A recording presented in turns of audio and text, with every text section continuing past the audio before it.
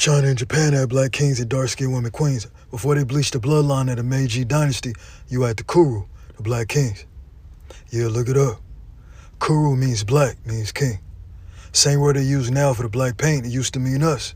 Ever heard of the Jomon? People with thick hair, dark skin and broad faces? They were the original islanders. Every archaeologist worth their student loan knows it.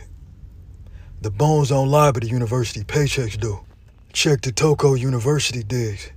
They literally found Afro-texture hair impressions in ancient pottery. Receipts, baby. Then you had the Satsuma and the Ryukyu, nobles down in Okinawa. Darker than half your cousins on the funeral day in July. They traded with Africa and Indonesia before Europe could even spell ship. You want sources? Look at the Portuguese travel logs of the 1500s. They describe the rulers as brown and tattooed like Moors. And don't get me started on the black Buddhist monks coming from Sri Lanka and India. They're the ones who taught martial arts in China before Bruce Lee, the great master, could even became a thesis topic. Shaolin didn't start with no pale-balled action kung fu movies. Go look up the Bodhi drama. He ain't white, he ain't this Asian. That man looked like he eat fufu for breakfast before they painted everybody pale and pretended we ain't never exist. The rulers of the East look more like your aunties and uncles after a hot summer day. These were the Jomon queens, Shang kings, Okinawa sea lords, black shogun, the Moorish monarchs who ran the Silk Road before silk even had a price tag. But then the Meiji boys got insecure. China started bleaching its history books. The Mongols got whitewashed, like they dropping a bucket full of baby powder. Everybody want to act like Asia been pale since Shah Dynasty. Lies. Before the erasure, Europeans were still writing about black nobles in Japan, calling them Moorish Asiatics, and drawing them with afros, broad noses, and rural kimonos. This is our history. Follow for more. Instagram Fuel for the Body, TikTok, Ibrahim Asim. Want to speak to university, just DM me. Or if you want me to speak life to you while my chef ass cooks for you, DM me as well. I travel worldwide. Yep, Asian people have always been African. What people seem to forget is that all human life, human meaning color, people of color, okay, people of melanin, we all came from Africa. And if you go and do your research, you will find out that the oldest ethnic group, okay, is the Khoisan people and the Sans. Both of which, if you go and look at pictures and images of these people, they would look as what people would call today Asian-like. They look Asian, but they're not Asian, they're African. Upon further research, people should know that all African women, or what people call today black women, have the Eve gene. The Eve gene has the capability of reproducing any human being of any color, of any race, whatever constructs that humans have done created and now believe in. The statue right here is a depiction of the world's first multi-genius, Imhotep. And he was the chief advisor to the pharaoh. He was also the scribe. He was also an astronomer as well as a physician. He was a priest, and he was also known as the father of medicine. So Joseph, as everybody knows, is Jesus' dad, right? His character in the Bible was actually modeled after Imhotep. And the plan to raise the taxes 10% for the 7 years of famine and 7 years of plenty was actually real. He came up with it. In the Bible, they flipped it. They did 20% tax, and it was 7 years of plenty and then 7 years of famine. One of the most popular stories from the Bible is when Moses saved the Jews from Egypt, right? He saved them from slavery. But what they don't tell you in the Bible is why they were slaves. The Semites, aka the Jews, had assimilated into Kemet. They brought their family over there, and they were like, oh, this is such a nice place. You know, everything is cool here. Everybody got a job. They gave me a job. I have a place to stay. Let's move our family over here.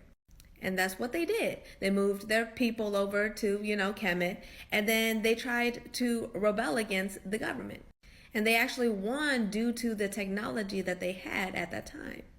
And they actually ruled over Kemet for 100 years until the Nubians, or the people from the kingdom of Kush, which is actually mentioned in the Bible in Isaiah 37:9 and in 2 Kings 19:9. It speaks about the kingdom of Cush. Today's conversation might challenge what you think you know about race, history, and identity because right now, across the world, from China to Japan, from Korea, or even parts of America, there is a growing conversation happening right now. And it sounds like if humanity begins in Africa, if the earliest humans were black, then that doesn't mean every race today, Asians, whites, Hispanic, has some connection to blackness. Now, pause for a second and really think about that. Is this a rediscovery of truth that history tried to hide, or is this an idea that is being misunderstood and taken too far? Because this conversation is deeper than race, it touches identity, science, history, and even power. Now, before we go further, this content is not promoting conflict in any way. This is strictly for educational purposes and to raise awareness about what's currently trending across social media. Credit to all creators whose clip are featured in this episode. So I need you to watch this clip carefully. Stay with me because what you're about to hear might completely shift how you see the world. It's not hard. It's not hard for me as a Chinese person to admit that I came from melanin. The original Chinese, just like the original of everybody, were dark-skinned melanated beings. For all the people I've been fighting the past few weeks, there is 1% of natives that will come out and say, hey, yeah, we know. It's in our history. 1%. And really, did I not have to tell you? Because a lot of y'all are in denial, so it felt like I have to tell you. If it doesn't apply to your tribe, let it slide. Say to yourself, well, that wasn't us, and move on. It's that simple. The rest of them want to come spouting bullshit and lies, and blatant racism and threats, because unlike us, their whole existence depends on these lies. Which is a them problem. They don't respect Chinese people, so they think they can come talk to me however they want on my page. I have blocked and deleted people of every race for doing that. My existence is a political statement. Chinese women were forced into the stereotype that we are submissive. We are one of the most disrespected groups of women on the planet.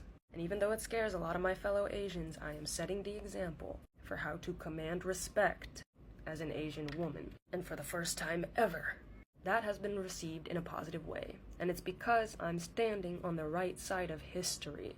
Thank you for your support and all the people saying lovely, nice things for me. I can't respond to my comments because of some glitch. It is 100% not a TikTok strike. But yes, these are for you and everybody else showing me love. And again, I can't take credit for any of the things that I have said. I've learned it all from you. I just figured their xenophobia would be very, very triggered, and wow, I was correct. Hey, did you know that in America, the Asians are considered black people? In law, they're considered black people. So you remember yesterday when I said this? Nazis like the Afrocentric Asian, half man, half amazing. And I alluded to the fact that Asians might be Negroes by saying this. Now, the British almost exclusively referred to all dark people as Negro, which is Negro with an E. What I was really getting at was the atrociousness of European. And I read you this, that the word black may include all Negroes, spelled with an E, but the term Negro does not include all black persons. Interesting, because this case law is specifically saying that there are some black people that are not Negroes. And the case is about a Chinese man who's Asian, who they consider black, that they will not let testify against a white man. Like, bruh, just read it. It's right there. Like I posted it yesterday. It's right there. Pause and read it. So, after hearing all this, let's slow down and really reflect because there are two sides of this conversation and both matters. Because beyond biology, there is a call for recognition, a recognition that Africa is not just a continent, it's the starting point of humanity, a recognition that Black contribution, especially from Black Americans, have shaped culture, innovation, and history in powerful ways, even when they weren't fully acknowledged. And yes, conversations about melanin, identity, and global influence are becoming louder, especially as the world becomes more connected. But here's the truth we can't ignore. We are connected, but we are not the same. We share origin, but we carry different history. So maybe the real question isn't who came from who. Maybe the real question is what do you do with this knowledge now? Do you use it to divide or do you use it to understand each other better? I want to hear from you. Do you agree to this perspective or do you see it differently? Let's talk about this in the comment section. Don't forget to like, share, subscribe, and turn on your notification bell because these are conversations people are afraid to have, but we need to.